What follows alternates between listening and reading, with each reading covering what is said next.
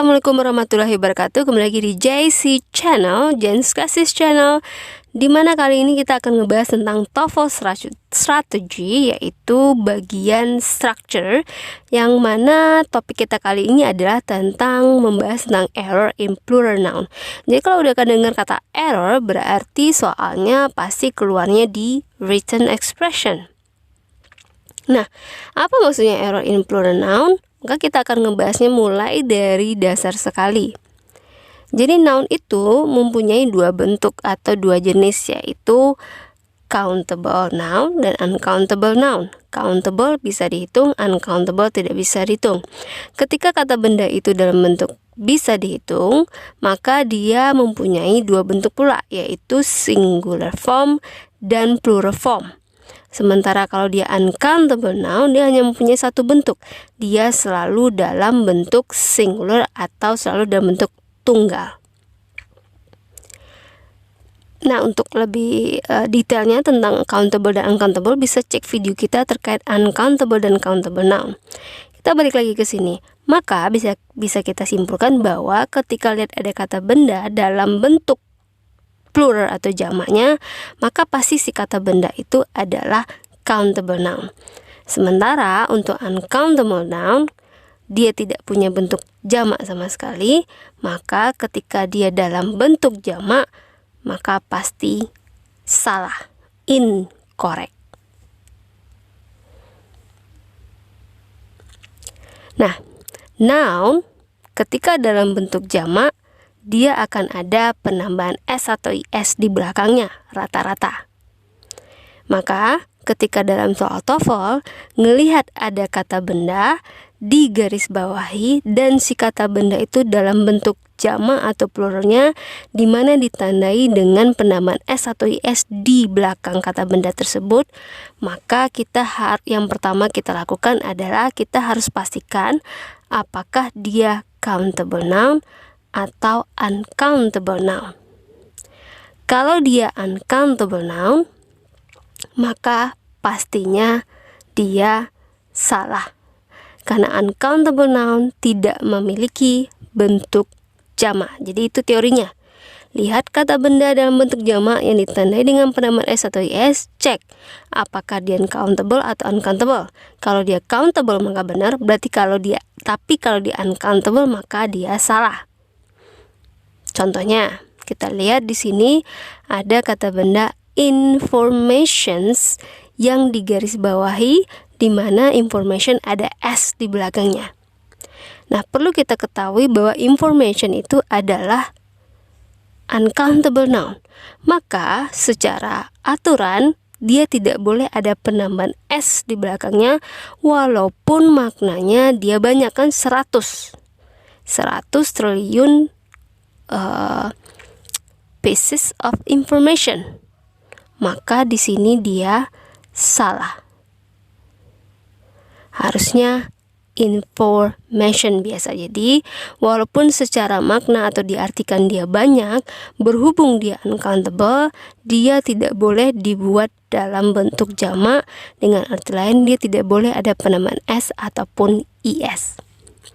Maka masalah yang pertama terkait plural noun adalah si uncountable noun dibuat dalam bentuk jamak, dan itu salah. Jadi kalau melihat ada kata benda dalam bentuk jamak di garis bawahi, maka cek apakah mungkin dia uncountable, yang mana dibuat dalam bentuk jamak dan itu tidak dibolehkan secara aturan.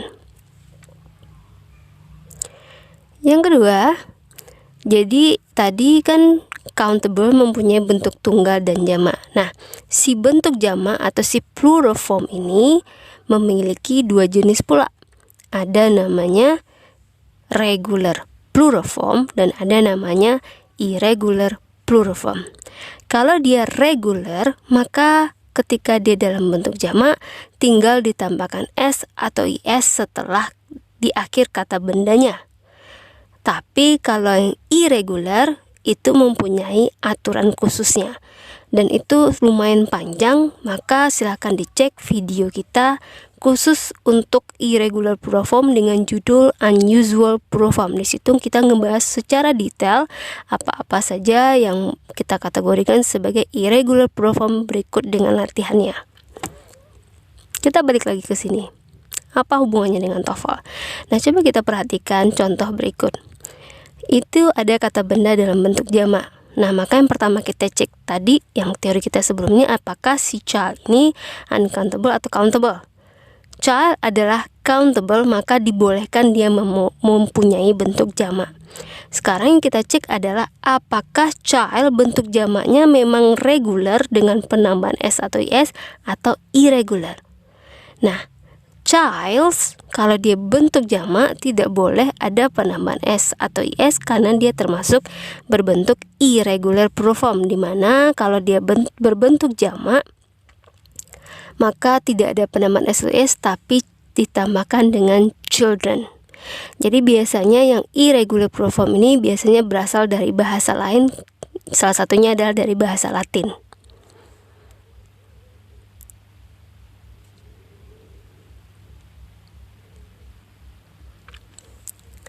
Jadi, masalah yang kedua terkait benda jamak adalah bahwa irregular proform ditambahkan s atau is. Sementara kita tahu irregular proform itu tidak ada penambahan s atau is untuk mengindikasikan kalau dia dalam bentuk jamak. Jadi ini salah. Nah, yang ketiga, kita pakai kata kunci same atau similar, sama. Jadi ada kata benda itu baik dalam bentuk tunggal maupun dalam bentuk jamaknya dia tidak mengalami perubahan.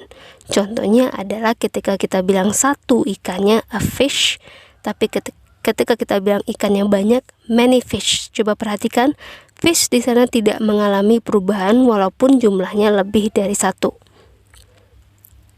Nah, untuk daftar kata benda yang memiliki bentuk tunggal dan jamak yang sama, silakan cek video kita terkait both singular and plural form, itu judulnya. Kita balik lagi ke sini, apa hubungannya dengan TOEFL? Kita lihat kalimat berikut, ada kata benda fishes. Secara makna, penggunaan is setelah fishes itu benar karena memang dalam konteks kalimat many, banyak. Nah, di situ kita dikecoh oleh yang bikin soal karena kita kan cenderung mengartikan, maka ketika ngeliat ini disuaritin rasanya benar saja. Tapi ingat, fish itu mau tunggal mau jamak bentuknya sama, tidak ada penambahan s atau is. Maka di sini dia salah. Harusnya tetap fish. Jadi, masalah kita yang ketiga, hati-hati dengan kata benda yang mempunyai bentuk tunggal dan jamak yang sama saja. Dengan kata lain, kalau dalam TOEFL ditambahkan s atau is pada kata benda yang sebenarnya tunggal dan jamaknya sama saja tanpa ada penambahan s atau is. Oke, terakhir.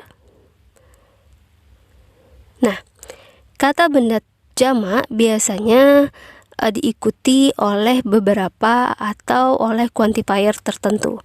Nah, ini mungkin bisa ditonton lagi video kita terkait error in quantifier dan quantifiernya juga untuk bisa lebih mengingatkan kembali. Jadi misalnya seperti quantifier many, several, itu biasanya setelahnya pasti diikuti oleh benda jamak.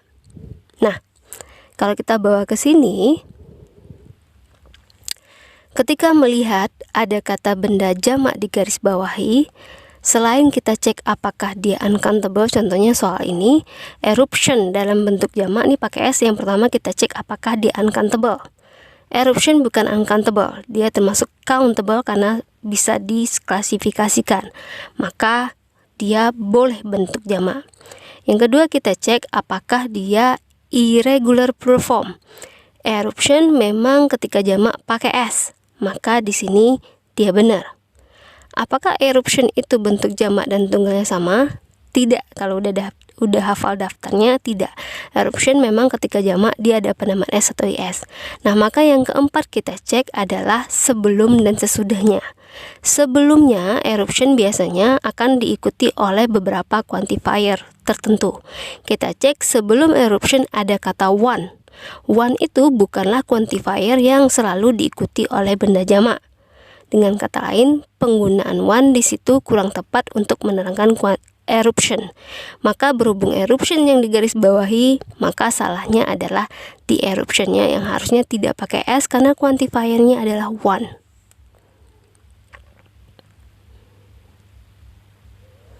Oke, semoga bisa dipahami. Kita review. Maka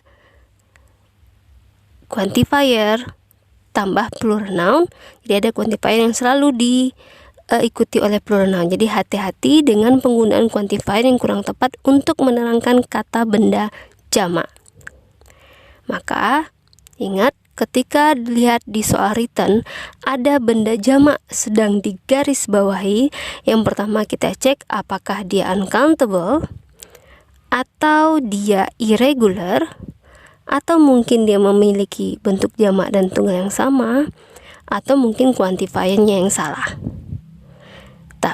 Tapi kalau setelah dicek keempat ini dan tidak ada kesalahan, maka kita bisa lanjut ke option lainnya. Pokoknya ingat, benda jamak digarisbawahi, cek mungkin dia uncountable, atau dia irregular, atau sama jamak tunggalnya, atau mungkin quantifiernya yang salah untuk soal written.